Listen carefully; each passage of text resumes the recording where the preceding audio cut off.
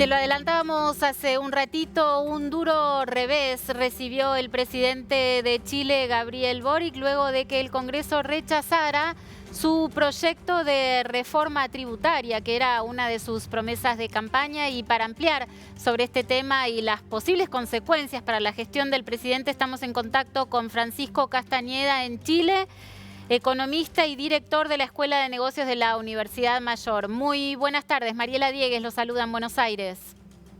Buenas tardes, Mariela. ¿En qué situación deja esto al presidente chileno? Sí, es bastante complejo porque la gran promesa del gobierno era llevar a cabo reformas estructurales, básicamente para el tema de la desigualdad, más recursos para la pobreza, para las regiones, descentralización.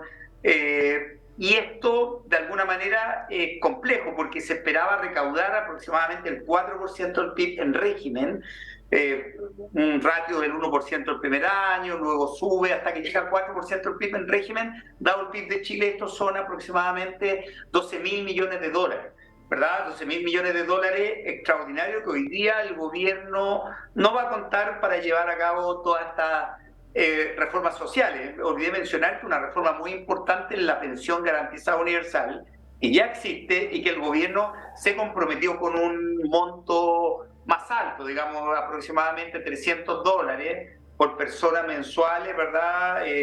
Independiente si la persona cotizó en el mercado laboral o no. Entonces, esto es bastante complejo, lo cual va a llevar al gobierno a que negocie nuevamente con los parlamentarios que votaron en contra, con las grandes empresas, ¿ya? Y de alguna manera también le pone realismo a estas reformas estructurales. El 4% del PIB es un monto alto, ¿verdad? Puede tener efectos adversos en la inversión, en el consumo, en el crecimiento, en el empleo. Por lo tanto, probablemente esto lleve a una negociación diferente al gobierno, digamos, planteando una meta más racional. Además que esto probablemente se negocie en el Parlamento nuevamente en un año más, porque tendría que ir a la otra Cámara, que es el Senado. Esto se rechazó en la Cámara de Diputados, pero en el Senado, que es la otra Cámara, la alta Cámara, el gobierno tampoco tiene mayoría. Entonces probablemente va a sufrir la misma derrota. Yo creo que de ahí la indignación, digamos, de las autoridades. Por lo tanto, tendrían que ir un año más, pero un año más al gobierno ya no le van a quedar 3 años, le van a quedar 2 años, ¿ya? Así que, y esto lo lleva a negociar en una situación un poco más de debilidad, pero las grandes empresas, creo yo, y el sector empresarial tienen una oportunidad de proveer más bien recursos públicos, a llegar más recursos en un escenario en que de alguna manera se rechaza, pero la economía, dado el nivel de complejidad, dado las brechas sociales que tiene Chile, necesita recursos, digamos, pero la gran discusión era del monto, el 4% del PIB, o esto debería haber sido un monto menos ambicioso. 4% del PIB para cualquier estándar internacional en 3-4 años es un monto importante, ¿ya? Es una reforma de una magnitud Francisco, ¿sí? Si usted tuviera que decir, digamos, ¿no? ¿En qué medida compromete las promesas de campaña del presidente, ¿no? Este era uno de los pilares sobre los que él pensaba financiar sus propuestas. ¿En qué situación queda ahora y si hay alguna alternativa de financiamiento para las propuestas de campaña del presidente Boric? Sí, muy bien. Chile tiene una baja deuda pública sobre el PIB. Cuando digo deuda pública, me refiero a deuda externa del gobierno y a deuda pública e interna en el mercado de capitales. Todos los países de Latinoamérica tienen este mix.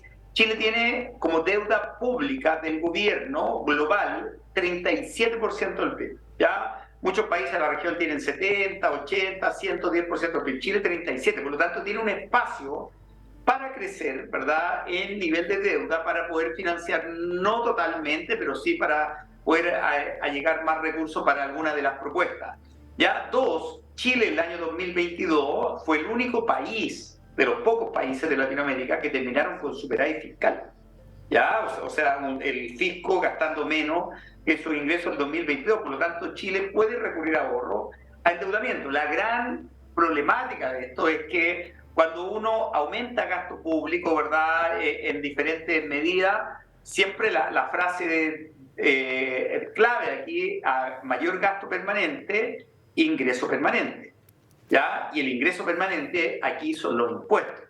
Por lo tanto, si no están los ingresos permanentes, yo recurro a deuda, pero eso no es permanente porque la deuda tiene un límite.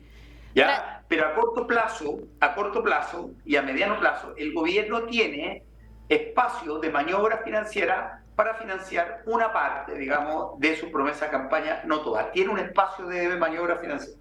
Francisco Castañeda, economista chileno, sobre el revés que sufrió el presidente en el Congreso, que rechazó su propuesta de reforma tributaria. Muchísimas gracias por este contacto con DNews. Ya, gracias a ustedes. Chao, Mariela.